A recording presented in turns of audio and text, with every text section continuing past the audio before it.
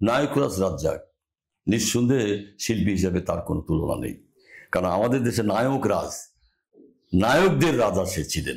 তার অভিনয়ের জুড়ি নেই এবং মানুষ হিসাবে একদম আপাত মস্তক আমরা যেটাকে বলে থাকি চলচ্চিত্র, সেই চলচ্চিত্র ছিল নায়করাজ রাজ্জাক। নায়করাজ রাজ্জাক নিজেই একজন ইনস্টিটিউশন ছিলেন চলচ্চিত্রের, কারণ যে একমাত্র চলচ্চিত্র ছাড়া তার ভিন্ন কোনো চিন্তাধারা ছিলেন না এবং তিনি মনে প্রাণে বিশ্বাস করতেন চলচ্চিত্রকে, মনে প্রাণে লালন করতেন, পালন করতেন তার চলচ্চিত্রকে। এবং তার মতো কিংবদন্তি, তার মতো এরকম ক্ষণজন্মা অভিনেতা আর আসবে কিনা আমার সন্দেহ। কারণ যে ওনার অভিনয়ের গুণের কথা বললে শেষ নাই। কারণ উনি যে মাত্রায় অভিনয় করতেন, উনি একটা ইনস্টিটিউট, বললাম তো।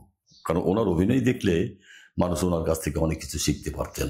কারণ উনি এত বড় মাপের একজন অভিনেতা, ওনাকে নিয়ে কথা বলতেই আমাদের বুক কাঁপে। কারণ উনি এত বড় মাপের মানুষ এবং বড় অভিনেতা এবং বড় ভালো মানুষ ছিলেন। নিঃসন্দেহে একজন ভালো মানুষও ছিলেন নায়করাজ রাজ্জাক।